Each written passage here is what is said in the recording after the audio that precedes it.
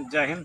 नमस्कार किसान साथियों, मैं लक्ष्मण आज आपको बताने जा रहा हूं कि बूढ़े हो चुके फसलों को फिर से जवान कैसे करें, नया जैसा उत्पादन कैसे लें। ये देखें आप, मेरा करेला अब कहीं कहीं पर इसमें बुढ़ापा झलक रही है, क्योंकि लगातार 2 महीने से हार्वेस्टिंग ले रहा हूं और बारिश भी अत्यधिक हो रही थी। अब बारिश थमा है तो ये जो पीलापन दिख रहा है या बूढ़ा हो रहा है फसलों को, तो इनसे फिर से नया जैसा उत्पादन कैसे लूँगा, एकदम करके आपको दिखा रहा हूँ। जो अपने खेत में डालूंगा वही आपको बता रहा। इधर बेटा दिख रहा है, स्क्रीन पे देख लो, तो वही मैं आपको बताने जा रहा हूँ। देखिए, फसलें भी आपको कुछ कहती है, उसको आपको सुनना समझना पड़ेगा। ये आखिर पीले हो क्यों रहे हैं, इसके कारण को समझिए और उसके जड़ पर ट्रीटमेंट करिए, देखिएगा एकदम अच्छा होगा। तो चूँकि ये कोई बीमारी भी थोड़ी बहुत है और बुढ़ापा का भी लक्षण है, लेकिन अभी इन्हें मैं बूढ़ा होने नहीं दूंगा। अभी और लगभग समझिए कि 27 मई के डेट का रोपाई किया हुआ है, तो जून जुलाई अगस्त आज सितंबर पड़ गया, मैंने 4 महीना लगभग फसल का होने को है। तो 3 महीना पूरा हो गया, जून जुलाई अगस्त, तो हाँ 3 महीना पूरा ख़त्म हो चुका है। 3 महीने कुछ दिन हो चुका है, लगभग 1.5 महीने से कंटिन्यू हार्वेस्टिंग हो रही है और अच्छी रही है फसल। लेकिन अभी इसको और 4-6 महीना मुझे चलाना है। तो अब बारिश की थोड़ी सी कम हुई है, तो मैं कैसे करके इनको बहुत अच्छा करूँगा वो चीज़ें मैं आपको बता रहा हूँ। देखिए, एक चीज़ सिर्फ स्प्रे से कभी ये ठीक नहीं हो सकता है। आपको इसके जड़ माने ज़मीन और आसमान दोनों जगह काम करना होगा। तो इसको रिकंस्ट्रक्ट, कोई भी फसल रहे, आपका बैगन रहे, मिर्ची रहे, भिंडी रहे, जो भी रहे, लंबी अवधि की फसलें जो हो, उन पर यह फार्मूला एक बार आप लगा के देखिएगा, अच्छा होगा। सबसे पहले आते हैं कि जड़ में जो है, जो भी थोड़ा बहुत बीमारी रोग ये सब रहे, तो उसके लिए जड़ क्षेत्र पर सबसे पहले मैं यहाँ पर इन जो थोड़े बहुत ये घास दिख रहे हैं, इधर देखो, इन घासों को पहले हटा दूंगा इस तरीके से। घासों को हटाने के बाद किसान साथियों, इसमें से जो है निराई गुड़ाई करना बहुत ज़रूरी है, ऑक्सीजन का संचार हो जाए तो फसल अच्छी होगी। अब यहाँ पर जड़ में एक फंगिसाइड ज़रूर डालें, बेटा देख लेगा, फंगिसाइड ज़रूर डालें। तो फंगिसाइड के रूप में मैं यहाँ पर जदाम सल्फर का यूज करूँगा किसान साथी। जड़ में जदाम सल्फर आप कोई भी फसल रहें दे के देखिए, सुपर है, एक्सीलेंट है। अगर खेती के खर्चे को कम करना है तो जड़ में जदाम सल्फर दीजिए, ना निमाटोड आएगा ना फंगस आने देगी आपके ऊपर फसल में। ऊपर में स्प्रे की भी कुछ बातें बताऊंगा। तो देखिए, ये 10 लीटर पानी रखा हूँ, इसमें मैं 20 ml जदाम सल्फर डाल दे रहा हूँ। चूँकि मैं पूरे खेत में डाल चुका हूँ, लेकिन आपको दिखाने के लिए ये सांकेतिक रूप से ये देखें डाल दे रहा हूँ सल्फर को। 20 ml सल्फर ये देखें डाल दिया हूँ। जो किसान साथी सल्फर जदाम सल्फर नहीं बना पाए हैं, ये देखें, दिखाई बेटा इधर, ये इस तरीके से एकदम पीला बन गया। और प्रति पौधे बोलिएगा 150 ml नहीं, आधा आधा लीटर दीजिए। ये देखिए 1 लीटर पानी है, इस तरीके से जड़ में इस तरीके से डाल दें। एक दिन पहले, गुड़ाई करने के एक दिन पहले ही ये सल्फर डाल दें। अगर आप सल्फर नहीं डाल रहे हैं या आप नहीं बनाए हैं, खर्चे को बढ़ाना ही चाहते हैं, तो ये ब्लू कॉपर ले 3 ग्राम और स्टेप्टोसाइक्लिन 1 ग्राम घोल करके प्रति पौधा 2-2 ml ड्रेंचिंग कर दीजिए।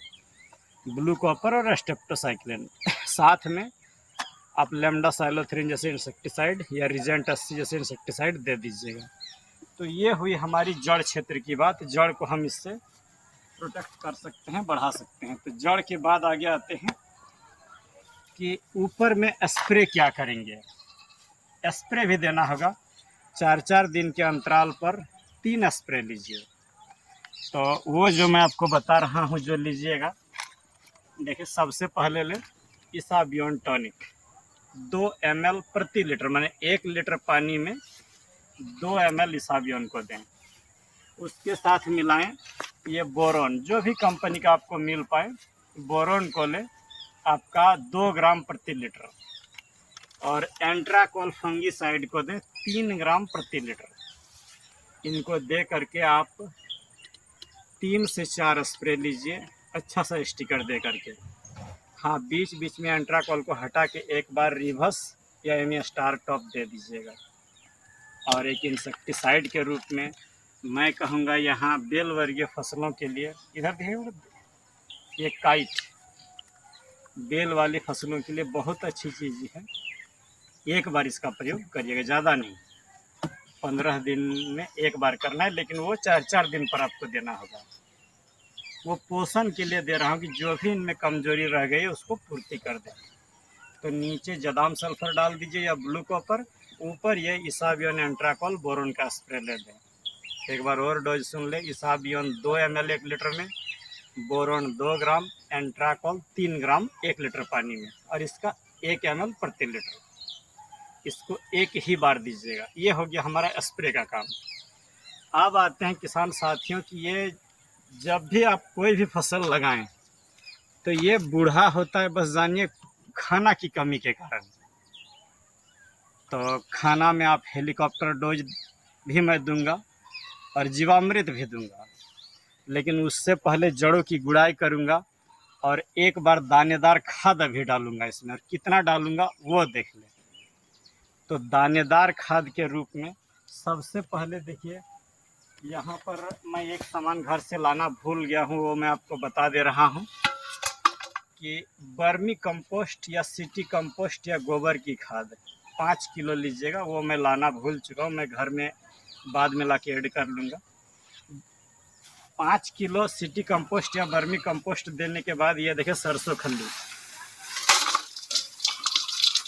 कितना लेंगे पहले सुन ले। 5 किलो जो मैं आपको वर्मी कंपोस्ट या सिटी कंपोस्ट बता रहा हूँ, 1 एकड़ का 10वें भाग पर 300 पौधे पर मेरा ये प्रैक्टिकल डोज हो रहा है। आप 1 एकड़ में 3000 पौधे लगाएंगे या 4000, तो उसके लिए चीज़ों को 10 गुना कर लीजिएगा। तो 5 किलो मैं सिटी कंपोस्ट या वर्मी कंपोस्ट या गोबर डाल दीजिए। उसके बाद सरसों खल्ली इसमें 3 किलो डाला हूँ। ये देखें, दिखाइए बेटा, आपको 1 एकड़ में 30 किलो डालना है। अच्छी तरीके से चूर करने खल्ली को इस तरीके से, ताकि जड़ों के सामने कोई तरह का उसे घुलने में देर ना लगे। सरसों खल्ली देने के बाद इसमें मैं दूंगा, ये देखें, सागरिका दानेदार जो आती है, ये 250 ml, इसको मैं इसमें डाल दे रहा हूँ। सागरिका दानेदार ग्रेनुअल्स जो आती है। दूसरी सामग्री, तीसरी सामग्री डालूंगा ह्यूमिक एसिड। जो 16 पोषक तत्व होता है वो सारी के सारी इसमें पूर्ति हो जाए, बस यही मेरा प्रयास होगा। जिंक और मैग्नीशियम अभी नहीं डालूंगा। ये ह्यूमिक एसिड, ये देखें, डाल दे रहा हूँ। कितना डालिएगा ना, 1 एकड़ में आपको 3 किलो डालना है। मैं यहाँ पर 100-150 ग्राम ही डाला हूँ, चूँकि अभी रिसेंट ही 2-4 दिन पहले दिया हूँ। तो ये 3 सामग्री हो गई। चौथी सामग्री इसमें मैं डालूंगा DAP। 3 किलो ही लिया हूँ, 300 पौधे हैं, 3 किलो लिया हूँ। आप जितने 1000 पौधे हैं उस हिसाब से ले।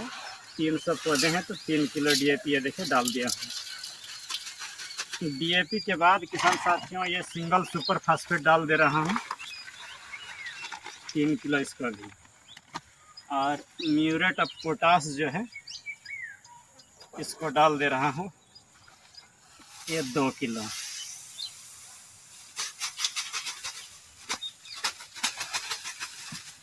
और बोरोन 100 ग्राम की ये पैकेट है, पूरा 100 ग्राम डाल दे रहा हूँ। 1 एकड़ में आप 1 किलो दे दीजिएगा। ये देखें,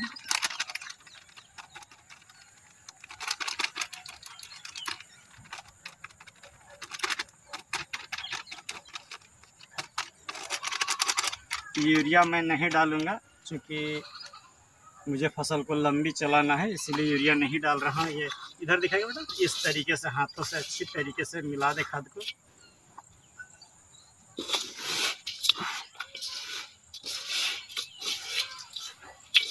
अब ये मेरा सुपर मिक्सर बन के तैयार हो गया। मैं दानेदार खाद भी देता हूँ, हेलीकॉप्टर डोज भी देता हूँ और जीवामृत भी चलाऊँगा। ये देखें, ये मेरा बन के तैयार हो गया। यहाँ पर मैं आपको दिखा दे रहा हूँ, ये देखें, ये घासों को अच्छी तरीके से हटाने के बाद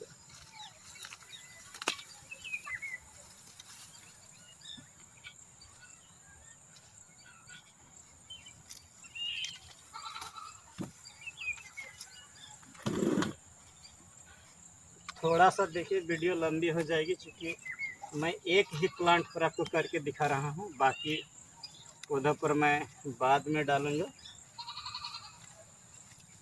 ये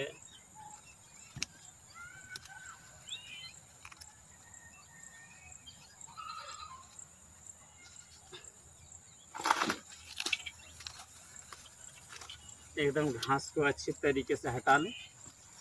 ये देखिए हटा दिया हूँ। और एक पौधे पर आप इसकी 100 ग्राम मात्रा जो मैं आपको दिखा रहा हूँ। और जहाँ तना है, ये देखिए दिख रहा है मेरा उंगली, तना है, इससे कम से कम 1 बित्ता की दूरी पर इसको, ये देखिए इतना मुट्ठी भर इस तरीके से डाल दें। तना से दूर, बार बार बोलूँगा, पौधे खुद ब खुद उठा लेंगे, आपको कुछ करने की ज़रूरत है। तना के सामने दिए हैं और पौधे मरेंगे, क्योंकि इसमें पोटास है और वो जला देता है।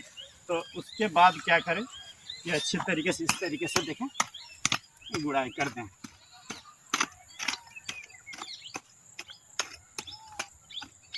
हल्का हल्का खाद को पूरी अच्छी तरीके से मैं ये देखें, ये